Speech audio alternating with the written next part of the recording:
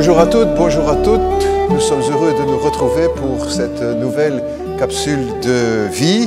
Et selon la formule, nous espérons que vous vous portez bien physiquement et spirituellement. Ce n'est pas seulement une formule, c'est aussi une prière. Nous souhaitons que chacun se porte de la meilleure manière. Cela étant dit, nous continuons de suivre les pas de notre Seigneur Jésus-Christ et plus spécialement ses paroles, ce que Jésus a dit. Parce que nous avons besoin d'entendre ce que Dieu dit, ce que Jésus a dit, autant dans nos églises qu'en dehors de nos églises. Nous avons besoin d'entendre les paroles du Seigneur. Jésus a dit justement, « Laissez venir à moi les petits-enfants et ne les en empêchez pas, car le royaume de Dieu est pour eux et pour ceux qui leur ressemblent. » Dans Marc 10. Et je suis certain, n'est-ce pas, que maintenant, tout de suite, que beaucoup se disent à l'instant, « Oh, ça c'est pour les enfants. » En fait, non, pas du tout. C'est pour les parents, pour les adultes, pour les aînés, pour les grands, comme on dit. Et beaucoup de chrétiens ont la même réaction quand il s'agit des paraboles. On aborde des paraboles et par réaction, certains se disent « Oh, mais ça c'est pour les enfants, c'est pour l'école du dimanche, c'est pour les petits. » Grave erreur, parce que quand Jésus enseigne les paraboles, en fait, il s'adresse aux adultes. Il s'adresse à ses disciples, il s'adresse aux pharisiens, il s'adresse aux spécialistes de la loi dans l'Ancien Testament, il s'adresse aux docteurs de la loi, aux intellectuels de l'époque. Et nous devons être bien attentifs à cela.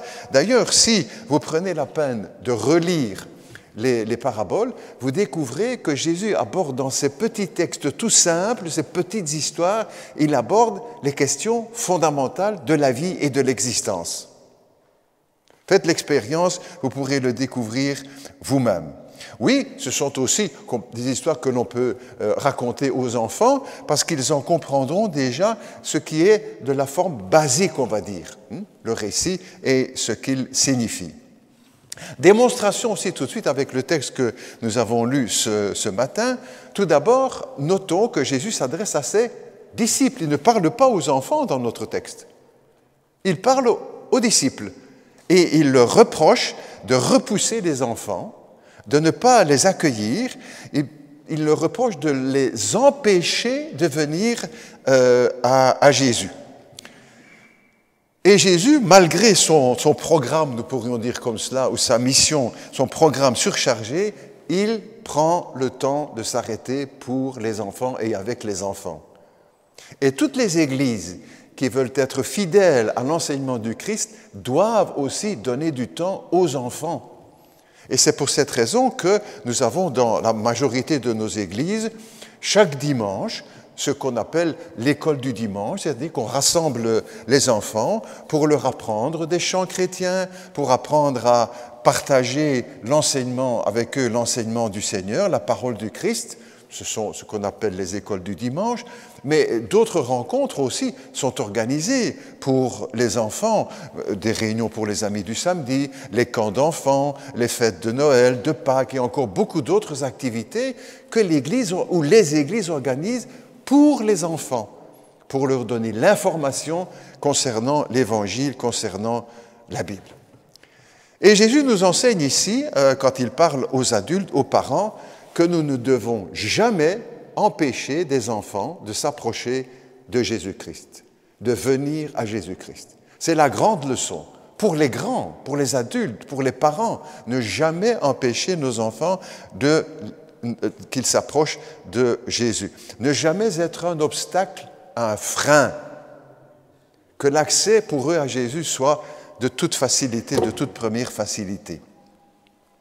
Mais plus encore, Jésus montre que les enfants sont un modèle pour les adultes. Jésus va prendre les enfants comme modèle, comme exemple. Et souvent, nous faisons le contraire. Nous disons aux enfants, regarde papa, regarde maman, regarde le professeur, regarde madame, regarde monsieur, regarde les aînés. Et Jésus, lui, inverse cet enseignement. Il nous invite, les grands, à nous tourner vers les enfants, à les regarder, à les imiter, à leur ressembler pour entrer dans le royaume de Dieu. Dans l'Évangile selon Matthieu, dans le chapitre 18, toujours en parlant des enfants, en prenant les enfants comme modèle, Jésus leur dira, pour entrer dans le royaume de Dieu, il faut devenir humble comme les petits-enfants. À nouveau, Jésus, pour les adultes, prend les enfants comme modèle. Devenir humble comme les enfants. Le grand obstacle qui empêche les adultes, les aînés, les parents de venir à Jésus-Christ, c'est l'orgueil, le manque d'humilité. Je me souviens de cette dame qui me disait, dame chrétienne, son mari ne l'était pas, qui me disait, vous savez, le grand obstacle pour lui, c'est son orgueil. C'est son orgueil, le manque d'humilité. Et que fait ensuite Jésus avec les enfants qu'on lui apporte? Il prit les enfants, c'est ce que dit la Bible, il prit les enfants dans ses bras et les bénit en posant la main sur eux. Jésus ne va pas les baptiser. Jésus n'a jamais baptisé les enfants, ni les disciples, ni l'Église primitive. On ne baptise pas des enfants dans la Bible, les enseignements de la parole. Ni les apôtres, d'ailleurs, ne vont baptiser. Ils vont baptiser des adultes, des jeunes, des ados qui ont compris l'Évangile et qui peuvent prendre une décision personnelle et pas leurs parents à leur place parce qu'ils sont trop petits. Ceux qui sont capables de reconnaître leurs péchés, qui sont capables de comprendre que le Christ est le Sauveur parce qu'il est mort à la croix pour nos péchés et qu'il est ressuscité des morts, ceux qui sont capables de prendre une décision de croire en Jésus-Christ et de l'accueillir dans leur vie. C'est ceux-là et celles-là qui vont être baptisés, et pas des enfants qui viennent de naître ou des tout-petits qui ne sauraient pas comprendre.